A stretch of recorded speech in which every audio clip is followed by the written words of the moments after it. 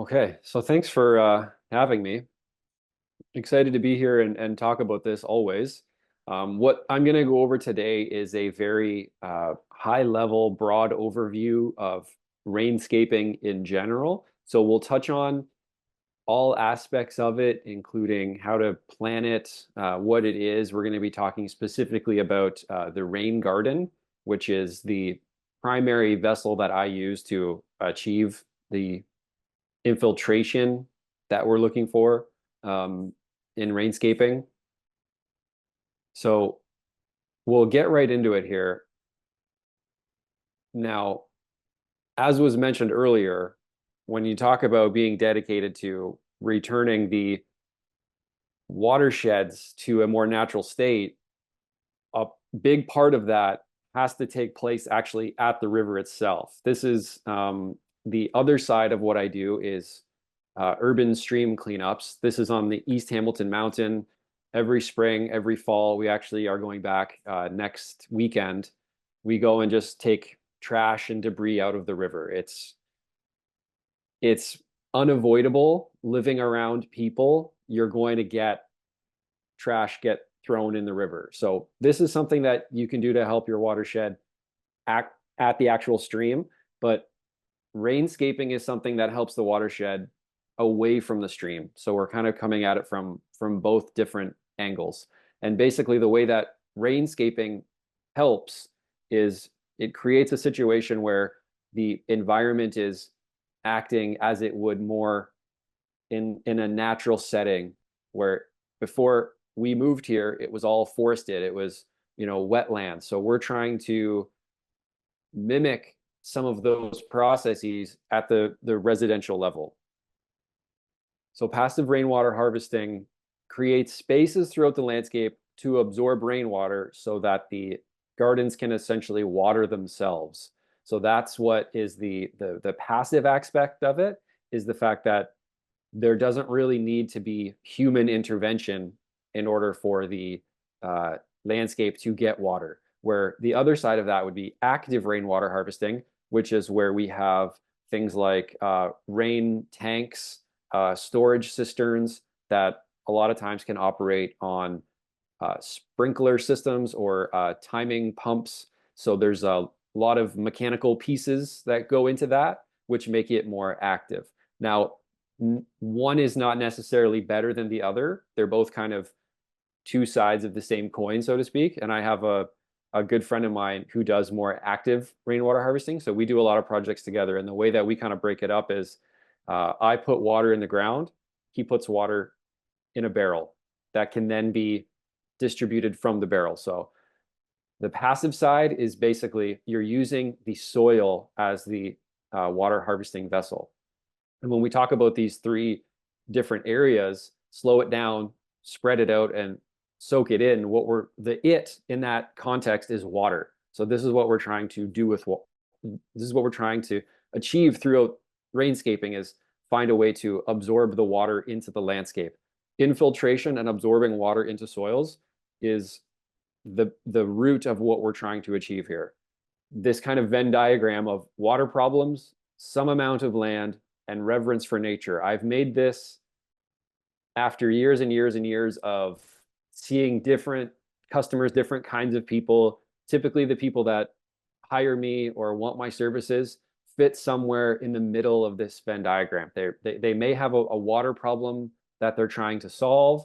They have some amount of land that they can actually use to absorb water. And a lot of times they'll have a reverence for nature, or they want to incorporate more nature into their space. They want to help the watersheds. So somewhere in the middle of all of these is where rainscaping fits perfectly. So this is actually a photo of the first house that my wife and I bought up on the East Mountain. And that sidewalk is a sidewalk not at the street, but actually right up against the house. So right off the frame here was the old, 1950s wartime brick bungalow that we bought. And yes, this did lead to water in the basement probably 2 weeks after we moved in. So this photo is a little bit anxiety inducing for me. I'm sure you can understand why. So solving water problems and creating biodiversity, rainscaping really is that two-headed monster. It doesn't do only one, it does both. And this is that same area 2 years later.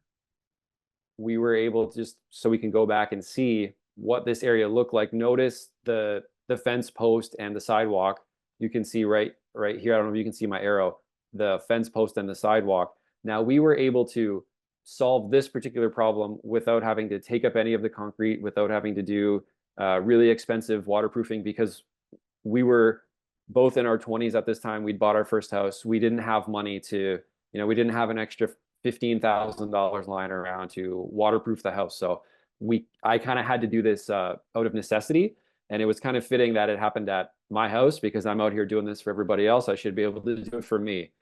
So this is what we came up with. We built a rain garden here. So this is actually a bowl. It's a little bit lower now than the sidewalk. And I found some spare bricks throughout the yard that I used to just build up a little curb or a little wall so I could build soil up against this. This is an extremely low cost solution because I believe that the best solutions they're practical. They don't have to be expensive. If you can do it with little money, little work, it makes sense to explore those options first and then escalate labor and money as you need. So I'm almost hesitant to put photos of rain gardens in my presentations because I want to communicate that a rain garden can look like whatever you want it to look like. This is what mine looks like because this is the gardening aesthetic that I personally like, but it doesn't have to look like this. There's not a certain list of plants that you have to have. There's not a certain look that you have to have. It can be whatever you want it to be, as long as the earthwork portion is achieving the infiltration and creating a situation where we're putting water where we want to put it. Beyond that, the options are literally endless. This is another example of a rainscaping concept that really shows that it doesn't have to be a certain shape. It doesn't have to be a certain size or planting combination. This is a raised grass strip that these homeowners inherited. They just bought this house a couple months before they hired me to come in and check it out. And if you look at the bottom, you can see that the downpipe is kind of draining into a white PVC pipe. And this pipe that the downspout's draining into extends all the way to the curb and lets water out at the sidewalk. So essentially what's happening is this water is completely bypassing this green space and being ejected right into the storm sewer essentially. So this is what I call the anti-rainscape because it's taking your landscape and completely bypassing it and sending that water into the storm sewer. Now, of course, I'd rather have water in the storm sewer than in my basement, but there's a huge amount of middle ground between sending all of the water directly to the storm sewer and using our landscape to absorb some amount of water. And if it's full, if the system that we've built, the rainscape, the rain garden, whatever it is full and it's still raining, then yes, it's prudent to have a way for that water, excess water, to then go to the storm sewer. But we have to use some amount of our property first. So conceptually, because the space is long and narrow, it makes sense to have almost like a dry stream bed or a dry rock swale. It can go by many number of names, but typically the space has to, the feature has to fit the space. And this space is long and narrow. Streams are typically long and narrow. So why not have a meandering dry rock swale with some plantings here and there? So the rain garden, what actually is it? I take a four-pronged approach to what it is very simply. It's a shallow bowl-shaped area, planted in layers, biologically active soil, and of course, managed appropriately. Don't let anyone tell you that a rain garden or a garden of any kind is maintenance-free, because that doesn't really exist. The only way that maintenance-free gardening exists is if you do not maintain it or manage it or garden it at all, which is possible, but under those situations, you kind of have to accept the consequences of the landscape is then going to do whatever it's going to do. You don't get to completely be hands off and not manage it and then complain when you have weeds and invasive species growing. gardens need to be gardened. So I'm very cautious to say that in no way should anybody be promising a garden or a rain garden is maintenance free. This is a great kind of schematic diagram of how a rain garden looks from plan view and then from elevation view. So imagine that this is a cut in half version of uh, how a rain garden is shaped. And when I say earthworks and shaping, this is essentially what I'm talking about, this shallow bowl. Notice how it's not super deep, right? It's kind of got this flat bottom, total depth of 3 to 8 inches. I love that. I'm more a fan of the shallow rain garden versus the deep rain garden. And in content that I share online on YouTube, on Instagram, I go into more detail of kind of why I like shallower versus deeper. I also have a book that you can check out if you want more of the nitty-gritty details. But this also does a great job of showing like how the shape of it kind of dictates how the moisture is going to be. Typically, the lowest part of the bowl will be the most wet. Obviously, this is where water is going to fill first or be absorbed first. And then as we move out to the edges, it can get moderate to even dry if there are berms. In this case, it doesn't look like there are berms or raised mounds to contain the water inside the rain garden, so it may not be that dry. I typically look at a gradient from open water or pond to upland meadow. Now, I also want to make it clear that a rain garden is not a pond. It's not a wet environment. It's a occasionally moist environment, either in the spring based on the rain garden or right after a rain. So I don't look at wetland plants. I don't look at water plants. I don't look at water loving plants. It can be a little bit confusing. Well, you're calling it a rain garden, you're using it to manage moisture or water. Why aren't you using water loving plants? The reason is because the rain garden should not stay wet enough long enough to sustain plants that need to live in water.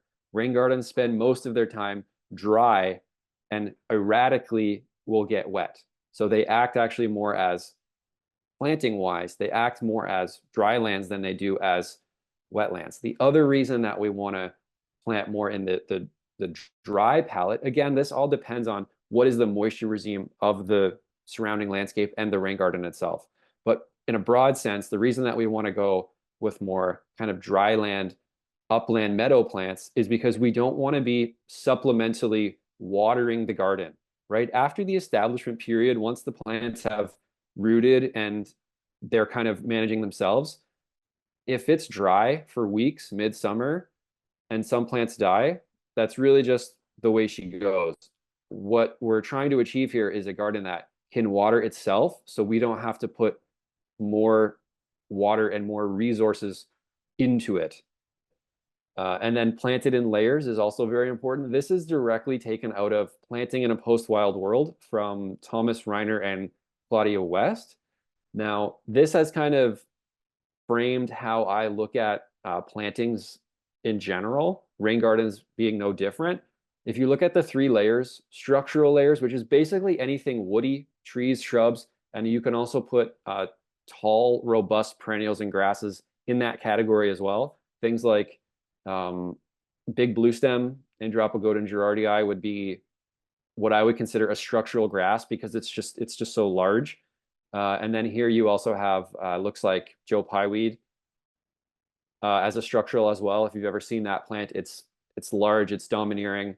And then if you go to the very bottom, the ground layers, this is kind of, if you've ever heard the term green mulch or living mulch, that's essentially what this concept is. If you've also heard of matrix planting or naturalistic planting design, that's what this layered concept is representing here. So ground cover layers, typically I'll use things like sedges, rushes, anything in the Juncus family, a lot of kind of shady, smaller perennials, wild ginger, strawberry, these types of things. Again, I have more plant lists elsewhere. And then in the middle would be the seasonal theme layers. In this case, you can see Liatris spicata, dense blazing star, and you can also see Echinacea purpurea, purple coneflower. But the seasonal theme layer, I find The reason that I talk about the first two layers, the structural and the ground layers, I get those two sorted out and then I fill in with seasonal theme because I kind of feel like people go immediately to seasonal theme and then everything else gets neglected and the garden kind of looks like it has holes in it, so to speak. So while the seasonal theme layer is very, very important, understand that there's layers beyond that and below that that kind of help weave everything together.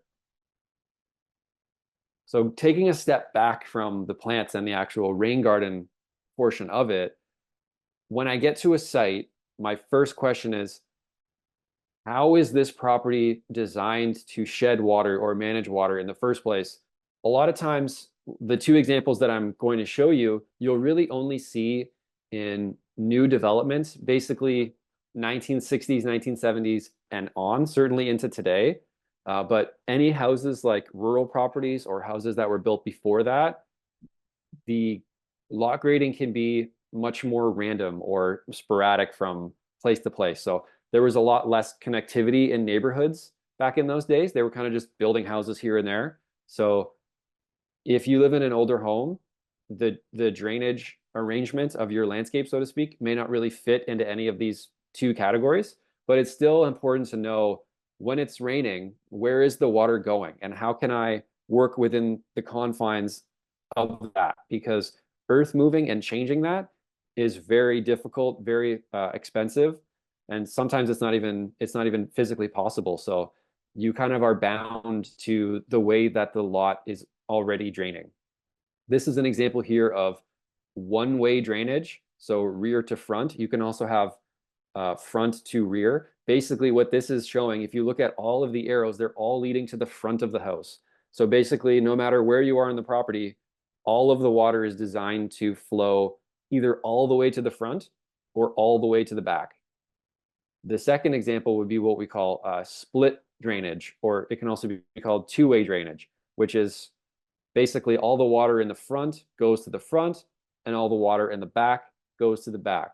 If you live in a development where there are rear yard catch basins, so your backyard would lead to a swale, your rear neighbor's backyard would lead to a swale, and then one of you somewhere down the line would have a municipally owned rear yard catch basin.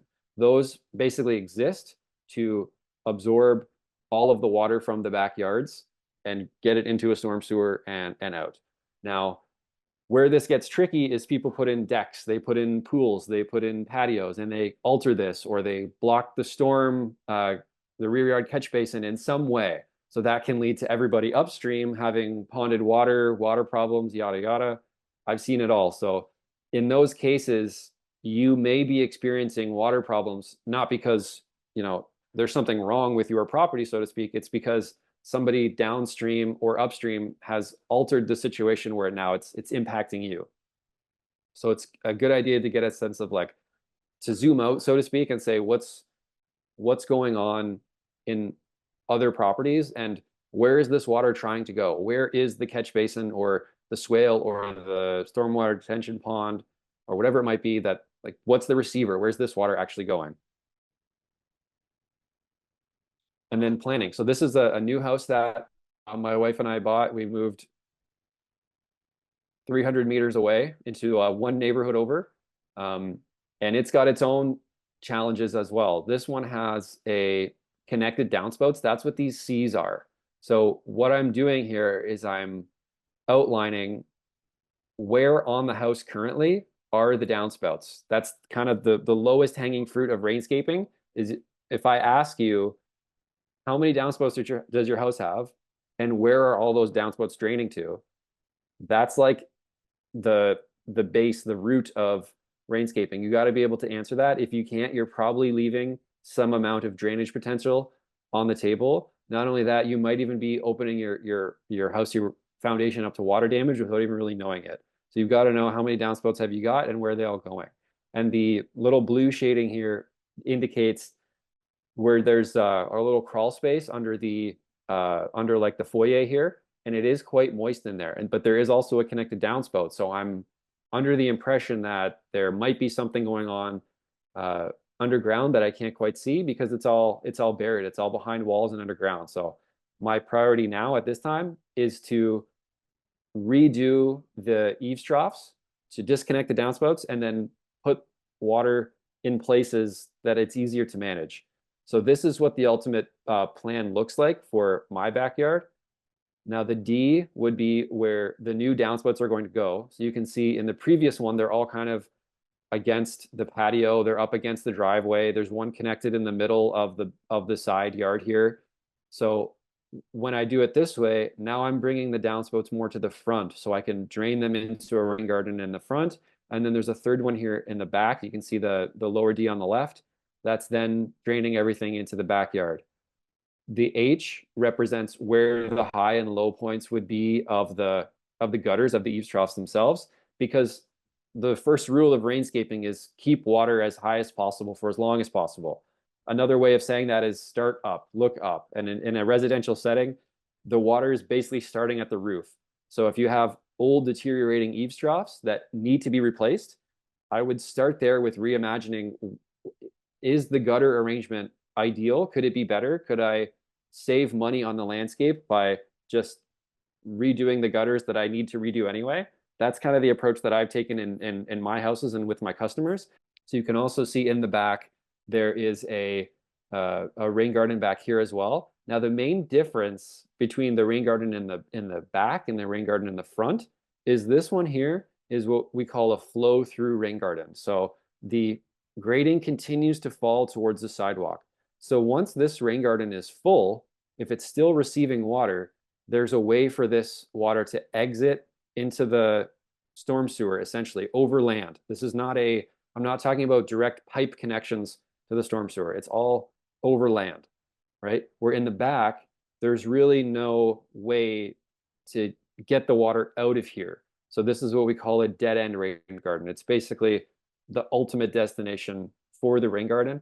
These rain gardens and in this style, in the dead end style, they tend to be more wet than flow through rain gardens because they're also absorbing water from the surrounding landscape. Especially in the spring, you'll see these rain gardens more moist than their flow through counterparts. So the flow through style would be basically water gets in and then water has a way to get out. You can see here, this was a property in Oakville. There is a creek back here. So rather than shedding water onto the neighbor's side or piping water directly into that ravine, we can take this opportunity to do a little bit of shaping, and all this grass has come up. If I go back, this little pizza slice right here is the area that we'll be working in. So you can see the grass has come up. To do that, we use a little sod cutter machine. We've built a little stone wall here because you can see all this water falls to the neighbor's side. So I don't want to just shed all this water into the neighbor's side. I have to do something, right, to create a little bit of a swale here. And then in this part here, this is where the rain garden is. And again, you can see this is not big, heavy machines. This is not, crazy labor intensive what we're talking about. This is essentially done with a sod cutter and a couple shovels. This would be what we call the earthwork portion of the rain garden. So this is an example of a dead end where, again, this is an old neighborhood downtown Hamilton near Dundurn and Aberdeen. I don't know if there's any Hamiltonians here. But this is built over 100 years ago. So the drainage is kind of random. And this backyard kind of gets 3-4 backyards worth of water just piled into their place. So they don't really have the option to put the water anywhere else because the ground so steeply slopes down to the bottom. So rather than try to make this completely dry, it's almost unrealistic to say during the spring this is going to be completely dry. There's water in the landscape, there's water on the ground, it has to go somewhere. So why don't we lean into that, create a rain garden, plant it appropriately, and now we get a garden that we wouldn't really be able to have otherwise because we have a moisture regime here that allows for different types of plants. You can see in here, I know it's kind of dark, I apologize for that, but you can see in here a plant like Iris versicolor, blue flag iris. This is a plant that you may not be able to have in an environment that's really dry or really, really hot and dry, right? So it kind of opens you up to different kinds of plantings. And right plant, right place, you may have heard that before. It's very true in the rain garden context. And this is what it looks like in the winter. Again, with our winters these days, you don't really get one freeze and one thaw, you kind of get, a dozen freeze thaws throughout the season. So you get a little bit of this kind of ponding skating rink action. Now, this is an extreme case. Most dead end rain gardens are not this wet. This is just the way that this one is because of the topography of the surrounding environment. This is another one. This is the one that we built in my current backyard. So the first at the very, very beginning of the presentation, that was the house that we lived in before. And this is the house that we live in now. And I've used the orange paint just to outline kind of where the bowl is or where the actual rain garden portion is. And you can see again, this is just simple earthwork with a shovel or shovels. This is not, big, heavy excavators. This is not skid steers and backhoes. This is not layers and layers and layers of gravel and new imported soil. I'm working with the soil that I've already got. That's why the earthwork is so important. Really, you're just using the soil that you've got to create the shape that you want or the shape that you need, and then plant it appropriately. So this is what it looks like last year, and this is what it looks like this year, right? This photo was taken, I gave a presentation last month at the Toronto Plant Market, and this was taken a day before that. So October 9th, I think. This was a month ago. And this is what it looks like now.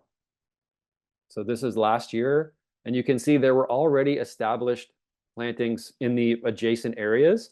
And what I did was because I knew I wanted a rain garden, I planted in those adjacent areas plants that I wanted to incorporate into the rain garden. I want to get the seeds, I want to get the roots already in the area so that when the rain garden gets built, there's already a seed bank ready to be exploited, so to speak. So I'm a big fan of my own personal spaces of design by management. So I'll put in a few sedges, a few gentian coneflower, some juncus, strawberries, some potentillas, just a few things here and there. And then over time, it will naturalize and be a type of garden that I really enjoy. Now, again, this is my style. Rain gardens don't have to be done that way. They can be fully planted right off the bat. Just speaks to the variety of what's possible. And I believe that's all I had for you. Again, if you want my plant list, sign up for the newsletter. You'll get that plant list emailed to you directly. Follow me on Instagram at Avesi Stormwater. I put a ton of content up there and constantly sharing lessons. I also have a book, The Modern Rain Garden, which is available on Amazon and through me. If you want, you can buy it through my website. Yeah, get in touch. Feel free to ask me any questions. But for now, that's all I've got for you. Perfect. Thanks so much for a fantastic presentation, Michael. Greatly appreciate the take on residential earthworks.